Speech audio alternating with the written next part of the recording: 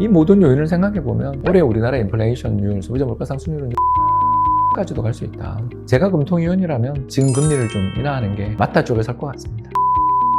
정책금리 인하일이 될 가능성이 상당히 높지 않냐? 우리나라에서 그럼 돈 잘 버는 방법이 뭐예요? 물으면 세 가지예요.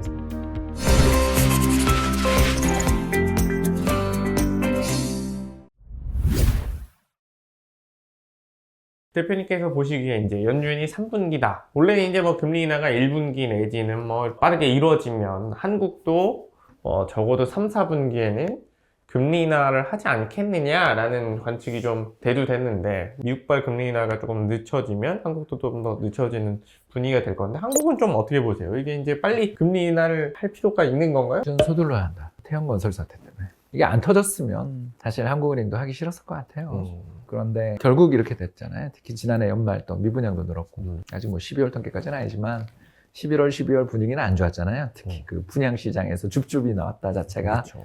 벌써 미분양 리스크가 부각되는 거니까 정확한 통계야 뭐 연간 통계가 이제 좀 있어야 나오니까 아무튼 이런 미분양의 리스크들이 부각되는 시기에는 부동산 본 PF가 문제가 되거든요. 우리 2011년, 12년 2년만 살아보고 구입하세요. 뭐 이런 거. 와. 기억나시잖아요. 지나고 생각하면 그게 굉장히 좋은 매수 기회였는데 그때는 무서웠어요.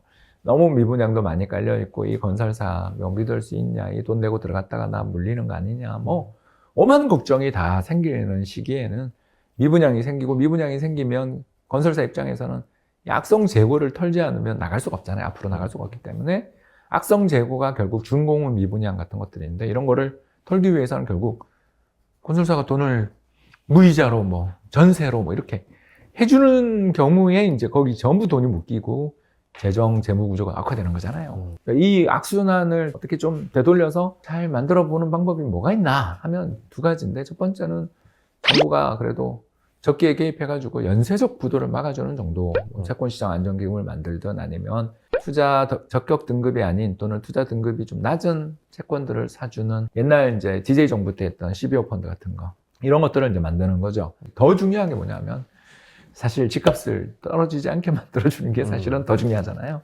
사람들의 기대라는 것은 결국은 이 미분양이 늘고 그러는 것도 결국 안 오를 것 같으니까 안 사는 거지. 기억나실지 모르지만 용인의 한숲시티 기억 안 나세요? 저거 되겠냐 그랬는데 그 화랑장 속에 그 사신 분들 얼마나 시세 차익이 컸는지 우리 다 알잖아요 이제. 그렇죠. 그러니까 이런 사례에서 보는 것처럼 부동산의 심리를 전환시키는 최대의 호재가 뭔가? 저는 뭐 정부가 할 수 있는 건 재건축 재개발 규제 이런 거 완화하고 LTV DTI를 대거 완화하기는 힘들 테니까 뭐 특례 이런 걸로 조금 돌아와 주는 정도라고 생각하지만 가장 결정적인 건 금리다. 우리가 2021년 8월부터 시작됐던 금리 인상 직후인 2021년 9월이 서울 부동산 고점이었던 걸 잊어서는 안 된다라는 거죠. 금리 인상 앞에 부동산은 배길 수가 없고 미국 같은 예외는 있어요. 100%는 아닙니다. 우리가 그렇게 많은 외국인 자금이 들어오면 우리도 괜찮아요. 근데 그런 거 없잖아요. 우리가 나가잖아요. 그러면 남아있는 건 금리를 떨어뜨려서 차입하시는 집을 살려는 사람들에게 저금리 혜택들을 주고 그 저금리 혜택 때문에 구매력 있는 사람들 중에 일부가 좀 집을 사보는 쪽으로 돌아서고 이렇게 만들어주는 수밖에 없어서 저는 틀릴 수도 있지만 그건 뭐 어떻게 안 틀릴 수 있어요. 그러나 예측해 본다면 4월 12일이 정책금리 인하일이 될 가능성이 상당히 높지 않냐 생각합니다. 사실 이 모든 이슈들이 이 총선 때문에 이렇게 펜딩되죠.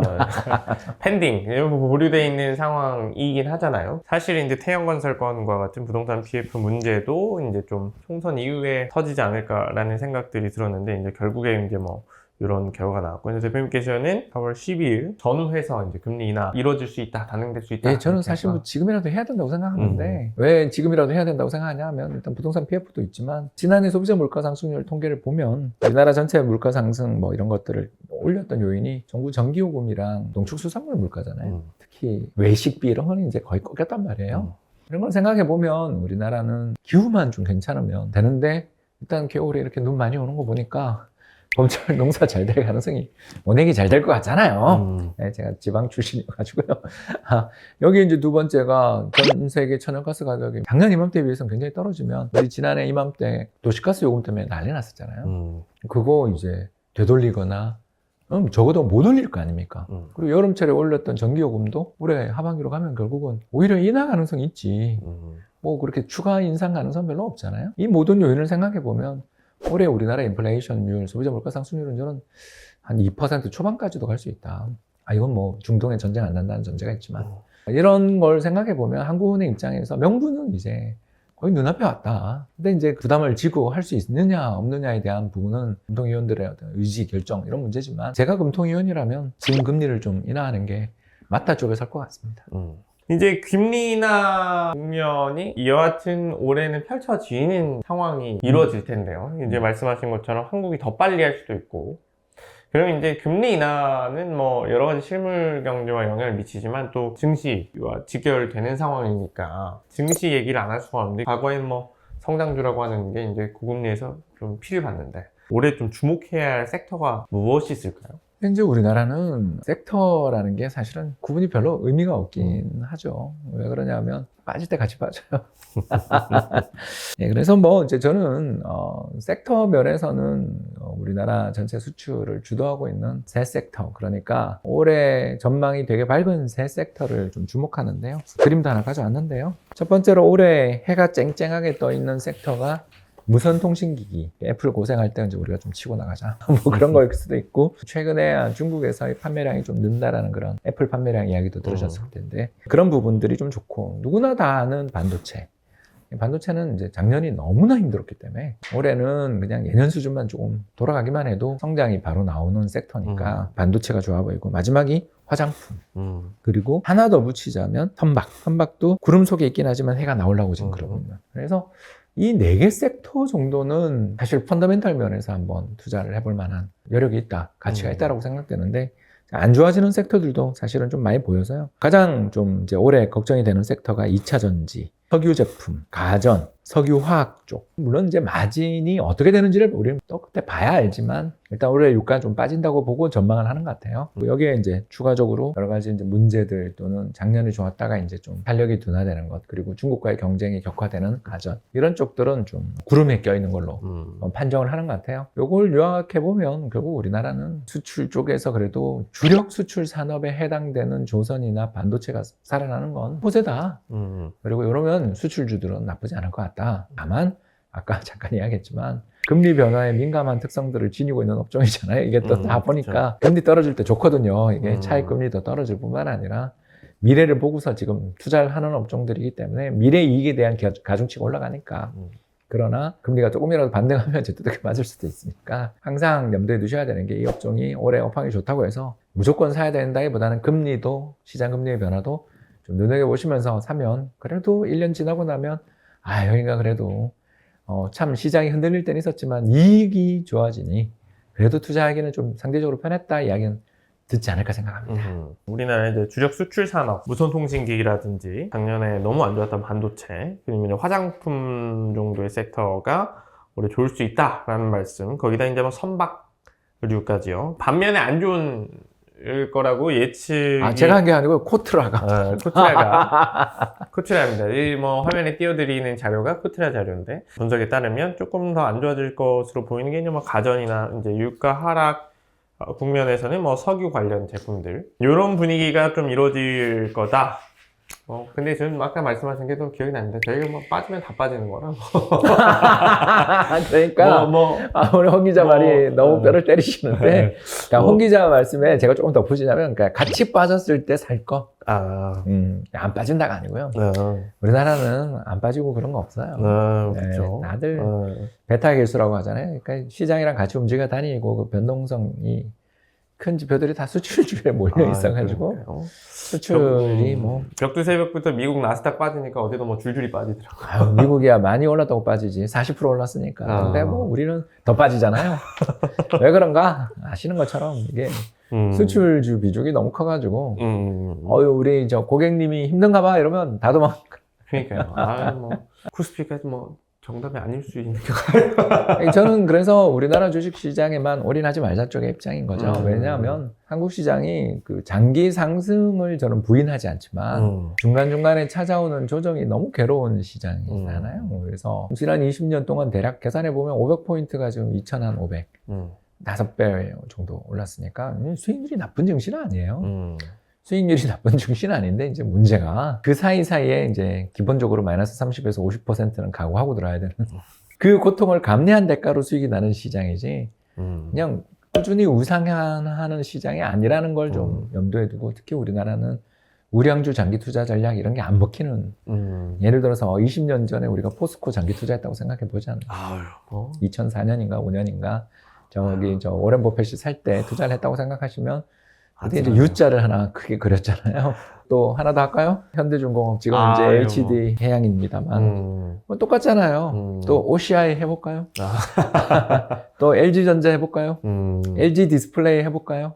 제가 이제 이 우리나라를 대표하는 거대 수출주만 지금 하다 보니까 벌써 여러분 하나 느끼셨죠? 우량주 장기 투자라는 건 삼성전자 이야기하는 거지.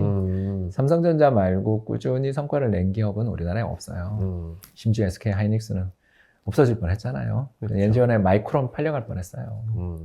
그러니까 그만큼 우리나라 기업들은 굉장히 격렬한 변동성이고 빠질 때는 우량주고 죄송합니다 소형주고 구분이 없다.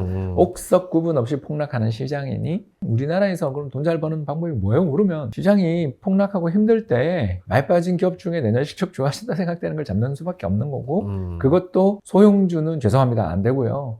외국인 지분율이 높은 대형주를 사야 돼요. 왜? 죄송합니다. 외국인들 지분율이 높다라는 건요. 이익이 났을 때 배당해 줄 가능성이 높다는 뜻이에요. 외국인은 그런 거 되게 싫어하거든요. 주가가 상승하고 기업 이익이 났는데 그동안 우리 고생한 주주에 대한 보상이 이게 뭐야 라고 생각하면 굉장히 화를 내고 그 사람들은 정말 액션 하거든요. 행동주의 펀드를 불러들일 수 있기 때문에 그래서 우리나라에서 투자를 해야 되는 기업들이 정의가 벌써 다 나왔어요. 3가지예요, 3가지. 일단 수출 비중이 클 것, 그죠? 수출주. 왜 그러냐는 이제 내수주는 아시잖아요. 은행주 주주분들 우리 다 정말 요새 힘들지 않으세요? 그렇게 이익 나도 안 돼요. 수출주. 두 번째가 뭐예요? 우량주의 특성이 뭐예요? 외국인 지분율이 높을 것. 얼마? 우리나라 평균이 30%니까 30% 이상이 될 것. 마지막 3번째. 업황이 이런 경제 예측 기관들이 나쁘지 않아요. 좋아져요 라고 생각되는 업종에 있는 아까 이야기했던 걸 사면 되는 거죠. 폭락했을 때. 반등이 나올 때는 결국 여기서 한번 반등은 나와요. 팔기회라도 준다. 이런 이야기를 좀 드리고 싶은 거죠. 들어보니까 삼성전자인데요? 또 있죠. 뭐 저는 HD, 한국, 예, 조선해양도 좋게 보는 거고. 작년 상반기에 막 2차 전지 붐이 날 때 이런 이야기를 했어요. 주변에. 박사님 2차 전지 어떻게 생각하세요? 좋죠. 뭘 살까요? 모르겠는데요. 왜냐? 이제는 뭐 저희가 분석이 가능한 영역이 아니니까. 그럼 이거 말고는요. 그냥 조선주 사세요. 왜? 삼성중공업이 흑자 나더라고요.